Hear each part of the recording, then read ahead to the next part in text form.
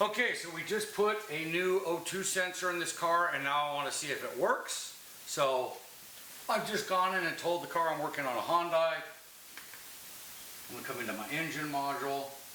I'm going to come into my data. And I want to get into graphing mode. So I'm going to go to custom. I'm going to deselect everything. I'm only going to grab what I want, which is my front O2 sensor and my rear O2 sensor. So we can see at the bottom, I got bank 1 sensor 1 O2 sensor voltage and bank 1 sensor 2 O2 sensor voltage. Those are the only two things I want to look at, and I want graph view.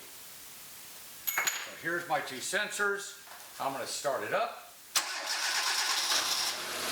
And we can see they both start with a 460 millivolt bias.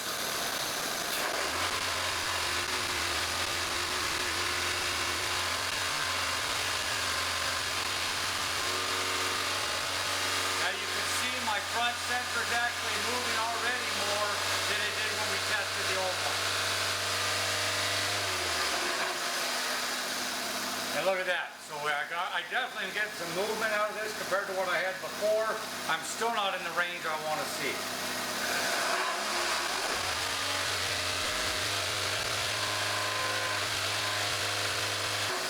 Now keep in mind, I didn't clear any of the adaptations, so my fuel trim and everything else is still going on what I learned from the old sensor.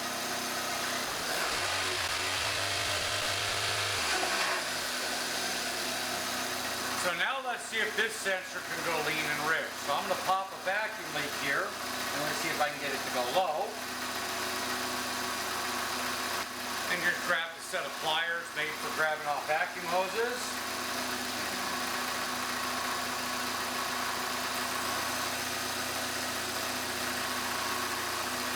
Not seeing much of effect off that vacuum leak.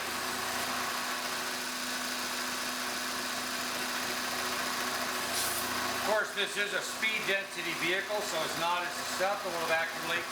It's harder to get it to move. Try a bigger vacuum leak here.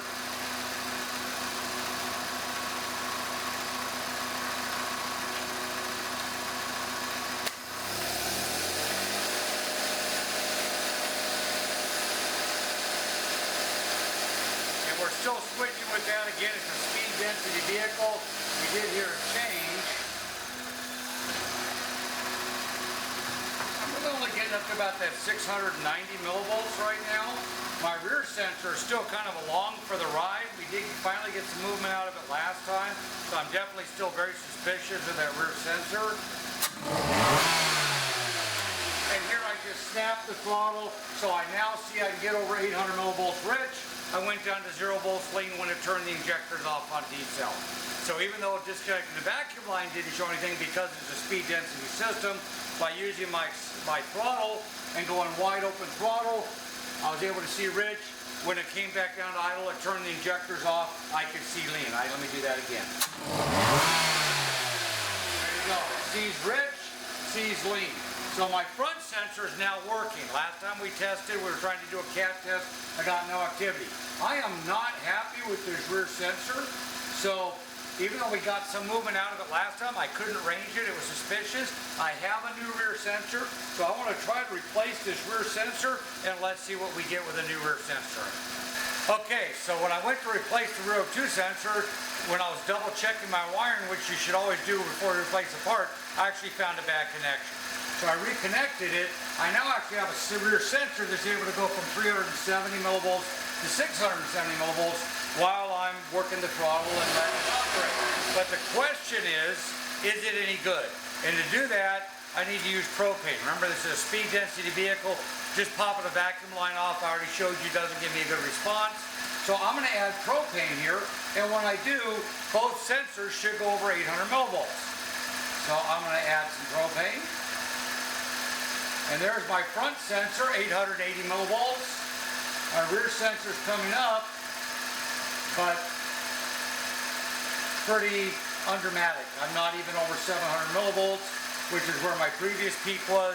I'm at 600 something millivolts, or I'm 860 on the front. At this point, I've fed enough propane through. It's not the catalytic converter using it or exchanging anything. I just flat out have a rear sensor that is not able to range. I take the propane away, my front sensor drops, this gives me some idea of what's happening in the cat if I had a good rear sensor. I can't trust my rear sensor to do this test.